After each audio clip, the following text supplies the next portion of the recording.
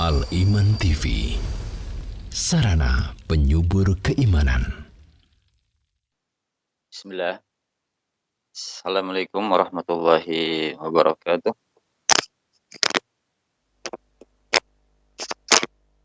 Alhamdulillah.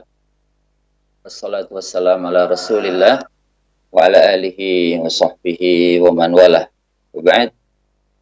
Para pemirsa Al-Iman TV, kita lanjutkan kembali pelajaran kita tentang tajwid ya. Dan pada pertemuan yang lalu kita telah selesai dari membahas masalah makhariju al-huruf.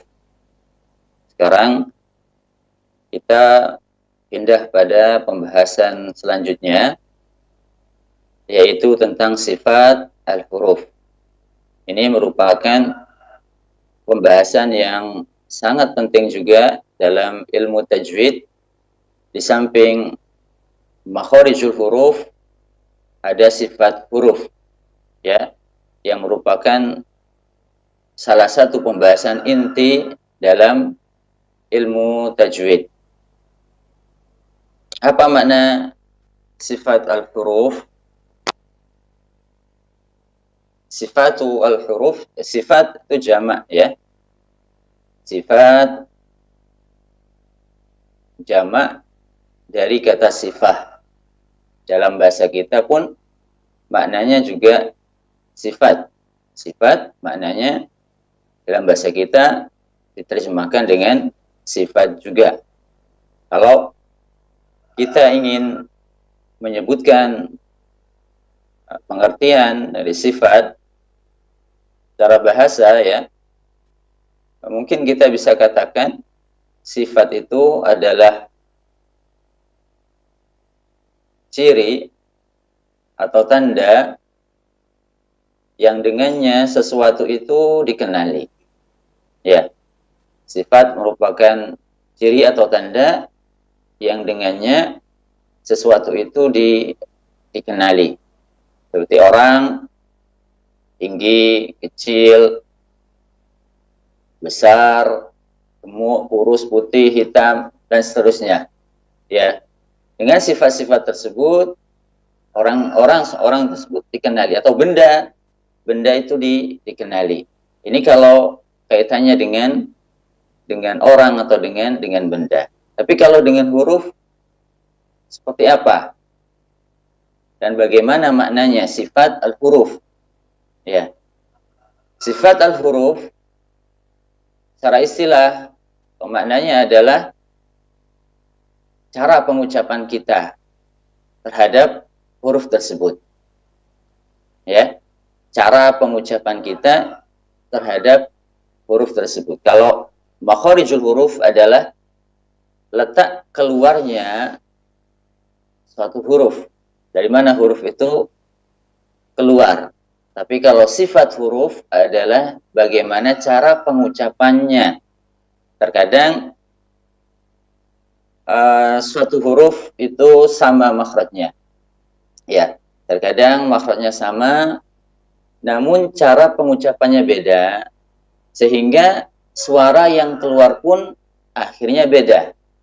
Karena beda pengucapan walaupun satu makhraj. Ya.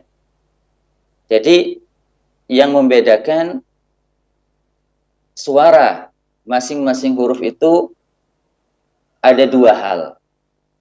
Ya. Yang membedakan suara masing-masing huruf, kenapa huruf itu kok suaranya beda-beda? Itu yang membedakan ada dua. Yang pertama adalah makhrajnya yang beda. Tempat keluarnya yang beda. Dulu kita sebutkan pengertian makharijul huruf, yaitu adalah tempat keluarnya suatu huruf yang dengannya dibedakan antara sebagian huruf dengan sebagian yang lain. Ya, tempat keluarnya huruf yang dengannya huruf itu menjadi beda suaranya dengan huruf-huruf yang lainnya. Yang kedua adalah sifatnya yang beda. Terkadang makhrajnya sama, namun ketika cara pengucapannya beda, maka suaranya pun beda.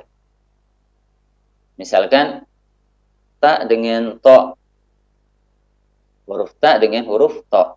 Ini keluar dari satu makhraj, yaitu ujung lisan bertemu dengan pangkal gigi seri atas.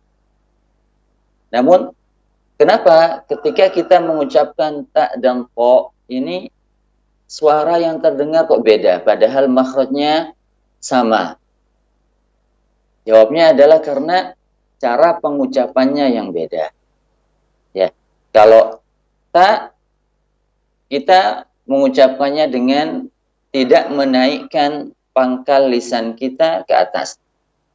Tidak menaikkan pangkal lisan bagian belakang kita ke atas. Sehingga suara yang keluar pun tipis, ya tidak tebal.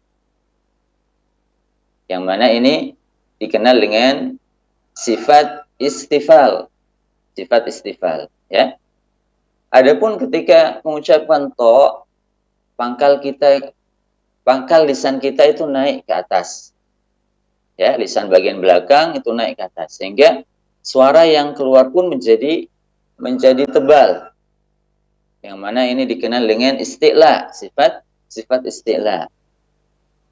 Atau ketika kita mengucapkan ta, nafas kita mengalir. Ya.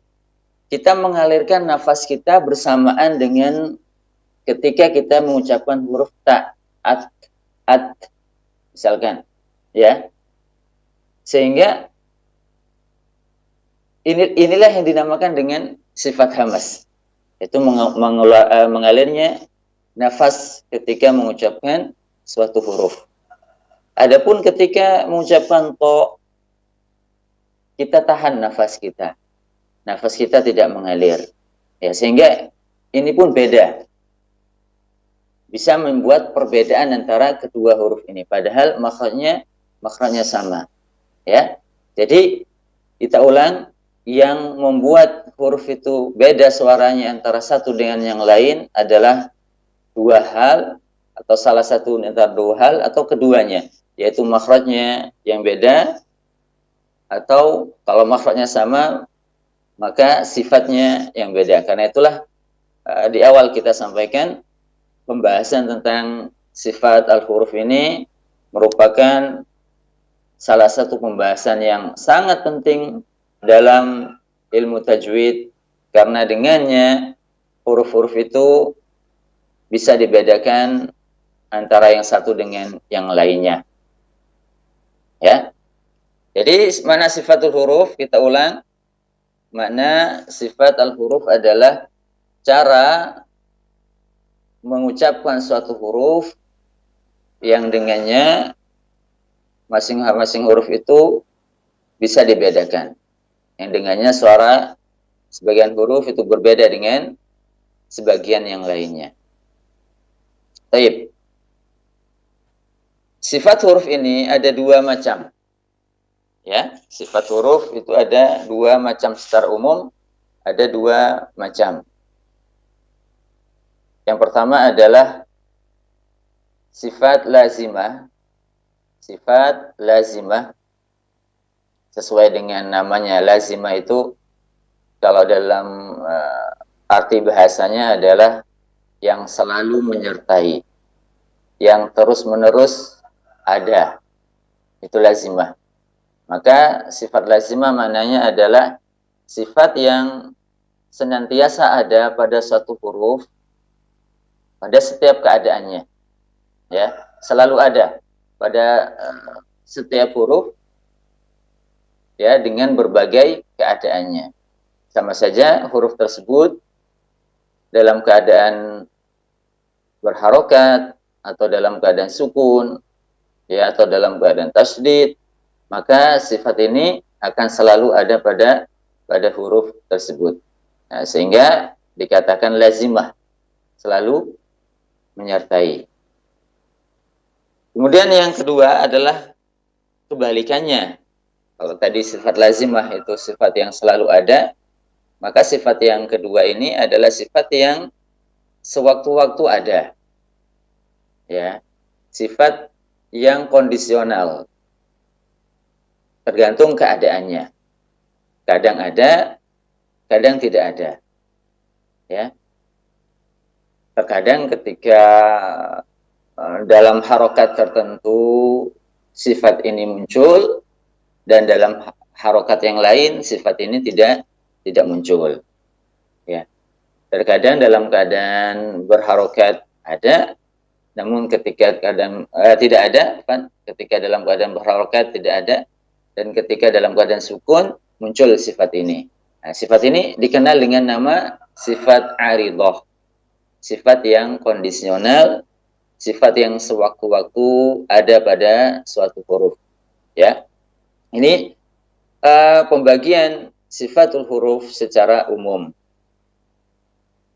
Kemudian hari ini kita akan membahas sifat yang pertama dari dua jenis sifat tadi, yaitu sifat lazimah.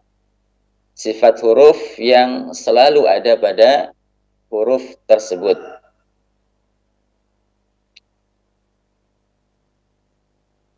Tadi kita telah sebutkan ya pengertian dari sifat lazimah dan kenapa dinamakan dengan lazimah ya. Sifat lazimah ini dibagi lagi, ada dua macam, ada dua jenis. Ya, sifat lazimah ini dibagi menjadi dua macam. Yang pertama adalah sifat mutadhadah. Sifat-sifat yang memiliki lawan. Ya, mutadhadah itu berlawanan. Ada lawannya. Yang kedua adalah sifat ghair mutadhadah. Yang kedua adalah sifat ghair mutadhadah. Sifat yang tidak memiliki lawan. Ya. Sifat yang tidak memiliki lawan. Jadi kalau kita ingin membuat ini ya, apa namanya, diagram mungkin ya. Kita bisa katakan sifatul huruf ya. Kemudian dibagi menjadi dua, sifat lazimah dan sifat aridah. Kemudian sifat lazimahnya dibagi menjadi dua, sifat mutadhadah dan sifat ghair mutadhadah. Baik, sekarang sifat lazimah yang mutadhadah, yang memiliki lawan, yang ada lawannya. Ini ada 5. Ya, sifat mutadhadah yang memiliki lawan itu ada 5. Jumlahnya ada 5 ya. Yang pertama adalah hamas. Hamas ini lawannya jahar. Hamas lawannya jahar. Adapun pengertiannya, hamas secara bahasa adalah samar. Ya, hamas itu kalau diartikan secara bahasa maknanya adalah samar.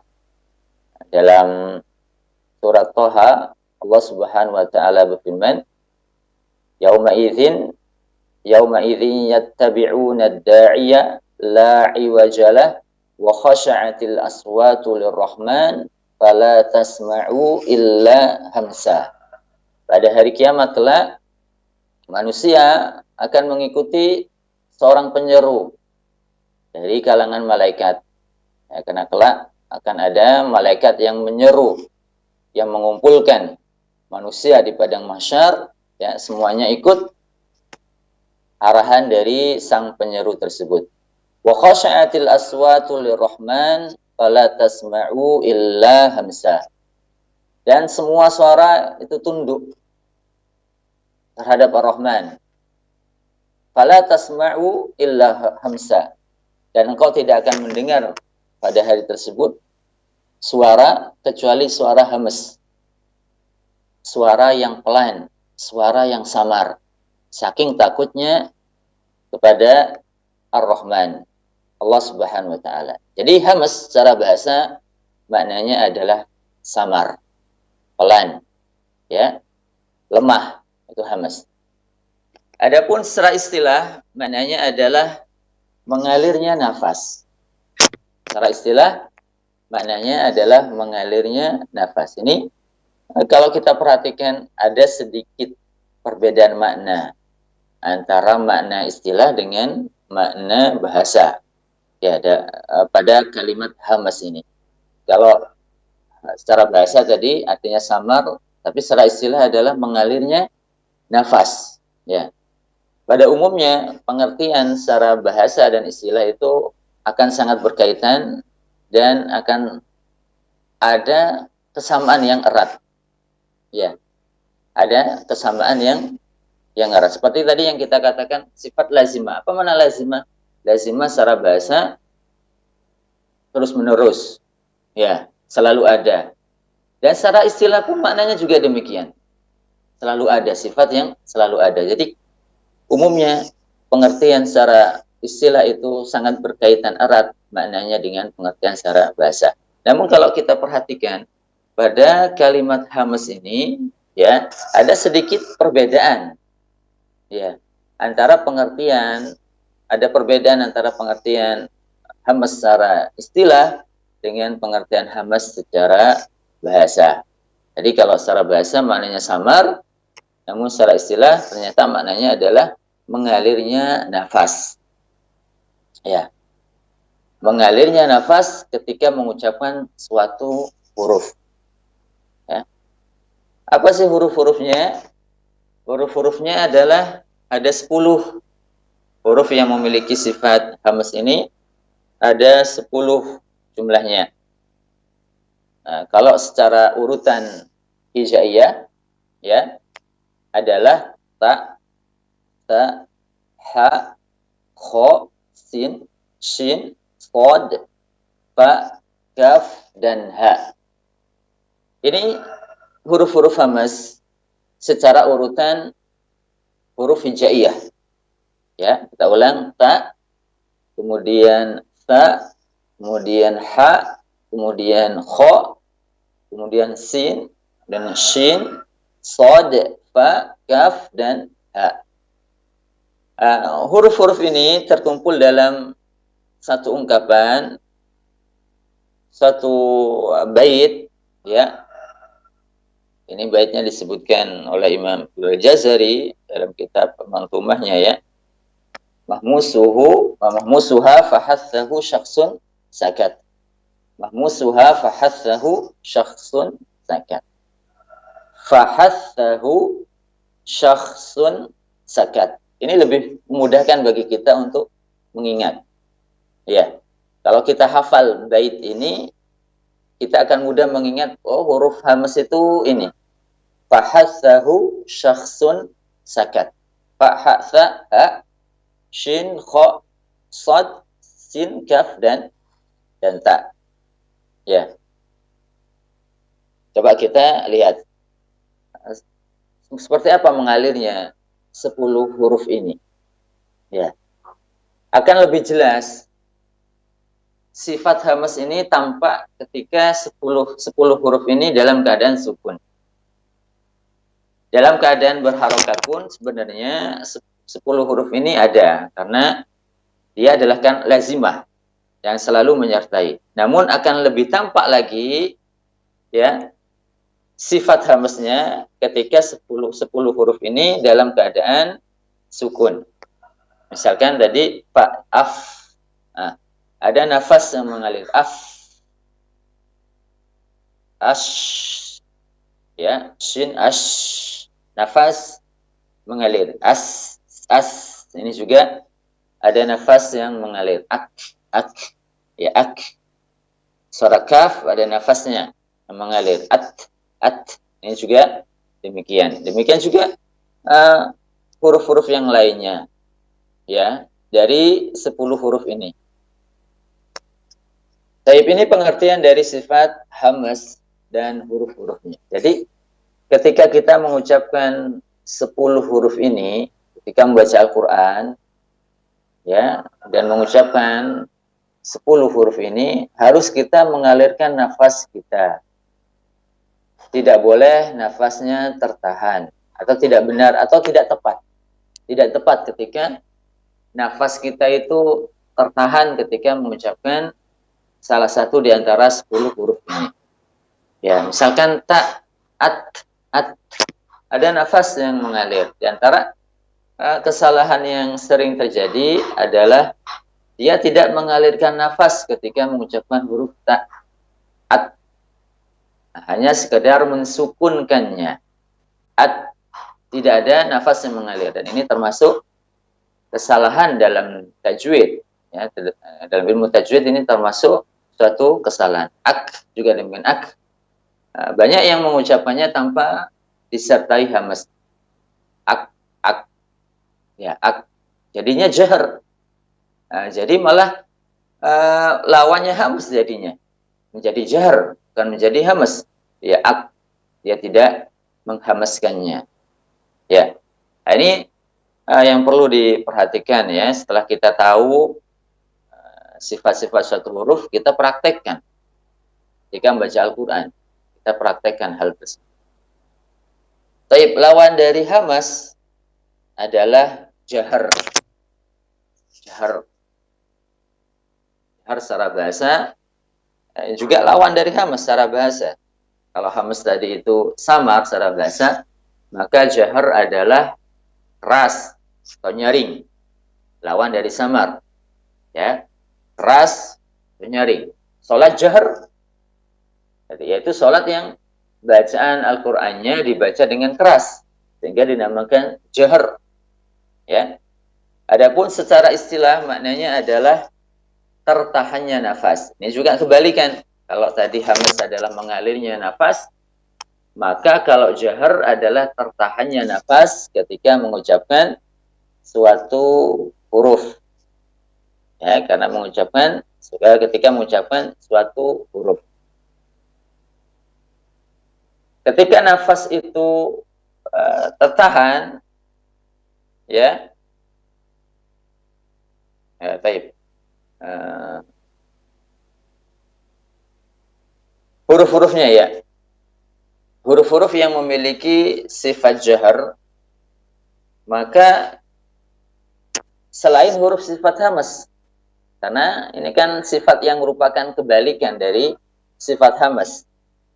Kalau sifat hamas tadi hurufnya ada 10, fahathahu syakhsun sakat, maka huruf yang memiliki sifat jahar adalah sisa dari huruf hijaiyah selain 10 huruf tadi. Kalau huruf hijaiyah itu ada 29, maka huruf yang memiliki sifat jahar adalah 19. Karena 10-nya sudah diambil hamas tadi. 10-nya memiliki sifat hamas. Jadi huruf yang memiliki sifat jahar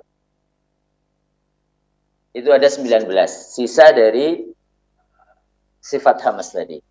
Huruf yang memiliki sifat hamas. Ya, tinggal kita lihat apa saja sisanya dari 29 huruf ini. Ya, apa saja sisanya. Kita cukup mengingat huruf-huruf yang memiliki sifat hamas. Karena itu sedikit. Kita cukup mengingat itu saja. 10 huruf yang memiliki sifat hamas tadi. Yaitu fahathahu syakhsun sakat. Ya. Jadi kalau ditanya ya, terus sifat huruf yang memiliki sifat jahar apa? Yang selain itu. Ya. Yang selain yang memiliki sifat hamas. Jadi itu lebih memudahkan bagi kita. Jadi kita cukup mengingat huruf-huruf yang memiliki sifat hamas. Kalau selainnya berarti dia memiliki sifat lawannya, yaitu jahar. Ya. Jadi kalau mau kita sebutkan ya, huruf-huruf yang memiliki sifat jahar itu alif, ba, jim. Ini secara urutan hijaiyah. Alif, ba, jim, dal, zal, ra, zai, bod, qa, dha, ain, ghain, qaf, lam, mim, nun, waw, hamzah, dan ya. Ya. Huruf-huruf ini terkumpul dalam satu ungkapan, dalam satu bait. yaitu azuma waznu qari'in dhi ghaddin jaddat talab. Azuma waznu qari'in dhi ghaddin jaddat talab. Ya, kalau kita hafal bait ini juga lebih memudahkan bagi kita ya untuk mengetahui mana huruf-huruf yang memiliki sifat jahar. Ya. Bait ini memiliki makna ya. Bait ini bukan hanya sekedar bait untuk mengumpulkan huruf-huruf jahar, tidak. Namun bait ini memiliki makna yang sangat mendalam, yang sangat bagus. Azuma waznu qari'in. Sangat besar timbangan pahala seorang qari itu.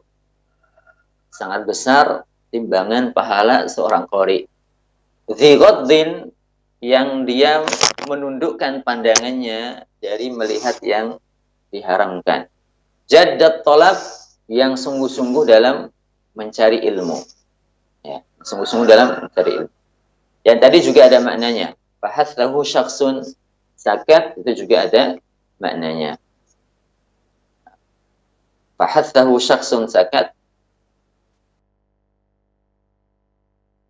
yang tidak mau, maknanya ya, seorang diam tidak mau berbicara, maka fahathahu syakhsun, maka orang lain menganjurkan kepada dia, mendorong kepada dia untuk berbicara. Itu mana bait yang sebelumnya ya.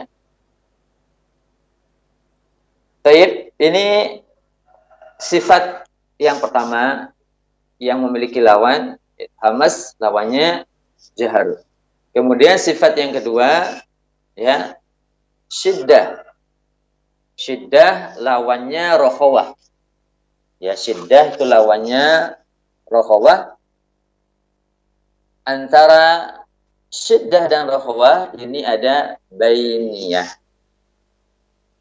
Antara syiddah dan rokhawah ini ada bainiyah. Jadi di sini ada 3 sifat. Ya. Yang kedua ini terdiri dari 3 sifat.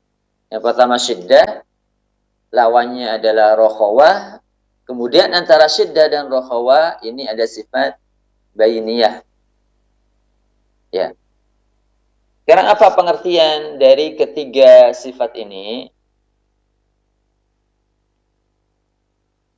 Syiddah itu secara bahasa maknanya kuat, keras. Wallahu syadidul iqab. Syiddah itu masdar, ya. Berasal dari kata syadda. Di antaranya adalah wallahu syadidul iqab. Allah sangat keras hukumannya, azabnya, ya. Ini syiddah secara bahasa keras atau kuat. Adapun secara istilah, syiddah maknanya adalah tertahannya suara ketika mengucapkan suatu huruf. Tertahannya suara ketika mengucapkan suatu huruf. Jadi beda dengan tadi, kalau jahar itu tertahannya nafas, kalau ini tertahannya suara. Ya. Jadi perlu diperhatikan dan perlu digarisbawahi beda antara tertahannya nafas dengan tertahannya suara. Terkadang suatu huruf itu memiliki sifat jahar, ya, terkadang satu huruf memiliki sifat syiddah, namun dia tidak memiliki sifat jahar. Ya. Terkadang suatu huruf itu suaranya tertahan, namun nafasnya mengalir. Nafasnya tidak tertahan. Terkadang satu huruf itu memiliki dua-duanya. Mengalirnya suara dan mengalirnya nafas sekaligus. Ya. Contoh huruf yang memiliki sifat yang nafasnya mengalir dan suaranya mengalir adalah sin. As. Ini suara mengalir, nafas juga mengalir. Ash juga demikian, shin juga demikian, sod juga demikian. Ya, dan nanti kita sebutkan huruf-hurufnya. Oh ini rakhawafan. Kita membahas syiddah ya. Tertahannya suara. Tertahannya suara. Afan. Tadi terkadang suara huruf itu tidak memiliki sifat syiddah. Tadi rokhawah ya. Yang mengalirnya suara itu rokhawah. Syiddah lawannya adalah jahar. Ya. Terkadang suatu huruf itu memiliki sifat syiddah, namun dia tidak memiliki sifat jahar. Terkadang memiliki sifat syiddah itu tertahannya nafas, suaranya tertahan, namun nafasnya mengalir. Ya. Namun nafasnya mengalir. Tidak memiliki sifat jahar. Jahar tertahannya nafas. Ya. Suaranya tertahan, namun nafasnya mengalir. Ya, contohnya tak dengan kaf tadi. Tak itu suaranya tertahan. At, namun nafas mengalir. At. Kalau kita mendengar bunyi ketika tak sukun atau kaf sukun itu adalah bunyi dari nafas. Bukan suara makhraj. Bukan suara makhraj, namun nafas, suara nafas, ya. Ak. Itu adalah bunyi nafas, bukan bunyi dari makhraj. Kalau suara yang mengalir itu adalah bunyi dari makhraj. Nanti kita bahas pada rokhawah, lawan dari syiddah ini. Ya. Jadi tidak selamanya huruf yang memiliki sifat syiddah dia juga memiliki sifat jahar. Tidak. Terkadang dia memiliki sifat hamas, yaitu nafasnya mengalir. Padahal suaranya tertahan, namun nafasnya mengalir. Ya. Baik. Huruf-huruf yang memiliki sifat syiddah ini ada 8 huruf. Ya, ada 8 huruf. Urutannya secara hijaiyah adalah ham alif, ba, ta atau hamzah, ya, hamzah, ba, ta, jim, dal, to, qaf, kaf. Ya. Hamzah, ba, ta, jim, dal, to, qaf, dan kaf. Terkumpul dalam satu ungkapan ajid, qatin, bakat. Ajid, qatin, bakat.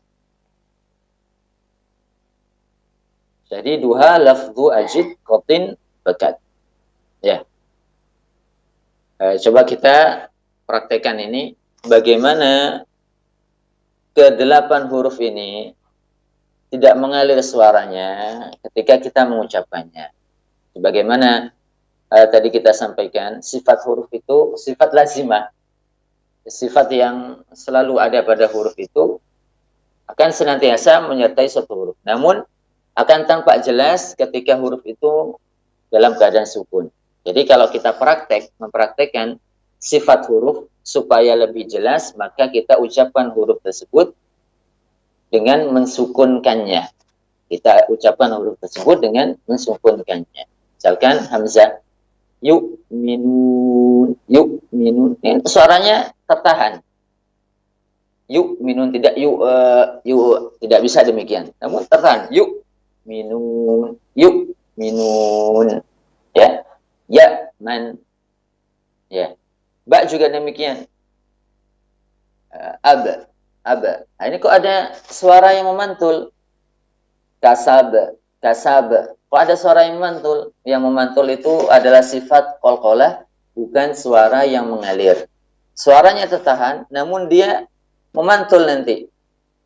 Sifat memantul itu bukan lawan dari syiddah, bukan suara yang mengalir, namun ada namanya sendiri yaitu qalqalah.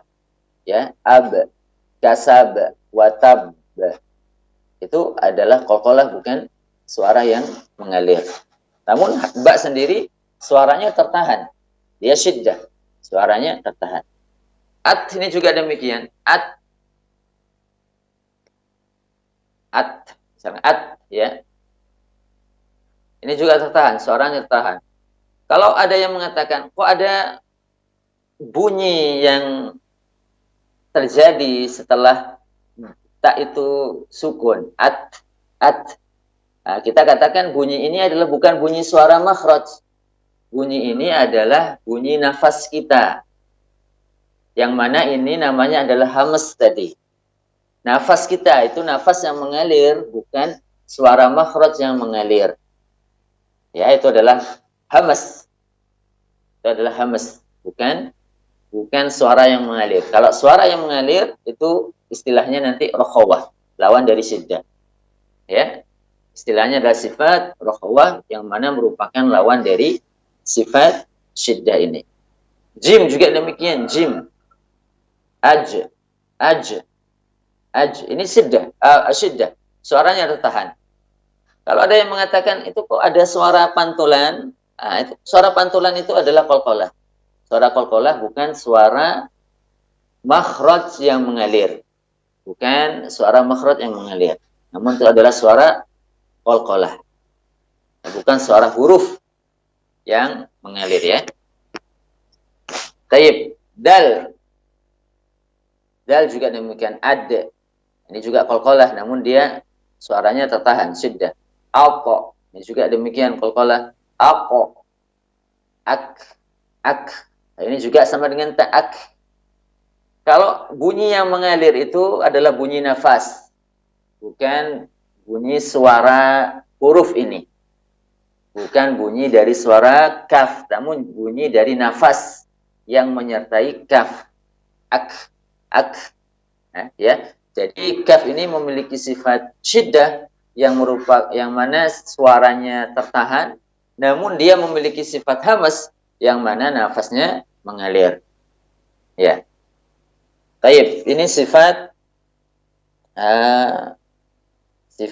syiddah, ya. Lawannya tadi adalah rokhawah. Sifat syiddah lawannya adalah rokhawah. Rokhawah secara bahasa lawan dari syiddah. Kalau syiddah tadi adalah keras, kuat, maka rokhawah maknanya adalah lembut, ya, halus, itu rokhawah. Lawan kasar, lawan keras, itu lembut. Ya. Adapun secara istilah, rokhawah maknanya adalah mengalirnya suara ketika mengucapkan suatu huruf. Mengalir, suaranya itu mengalir ketika mengucapkan suatu huruf. Nah, perhatikan bukan mengalirnya nafas, bukan nafas yang mengalir, namun suara. Karena kalau nafas yang mengalir, maka tadi itu maknanya adalah hamas, dinamakan dengan hamas. Namun ini adalah suara yang mengalir. Jadi beda antara suara dengan nafas, itu beda. Yang dimaksud dengan suara adalah suara huruf. Ya, suara huruf yang keluar dari makhrajnya. Suara huruf ini mengalir, ini mengalir suaranya. Ya. Yang dimaksud dengan nafas adalah nafas yang menyertai huruf tersebut. Itu mengalir. Terkadang suatu huruf, ya, memiliki sifat rokhawah, namun dia tidak memiliki sifat hamas. Ya, terkadang memiliki sifat yang suaranya mengalir, namun nafasnya tertahan. Nafasnya tidak mengalir. Ya. Seperti apa contohnya? Contohnya zal, zal ini suaranya mengalir, zal. Suaranya mengalir, namun nafasnya dia tertahan. Nafasnya tidak mengalir. Contoh yang lain, ghain, ini ya, suara ini, bunyi yang memanjang ini, suara yang memanjang ini adalah suara huruf. Ini suaranya mengalir. Namun dia tidak nafasnya dia tertahan. Nafasnya tidak mengalir. Ya. Nafas dari ketika mengucapkan ghain itu tertahan, tidak mengalir.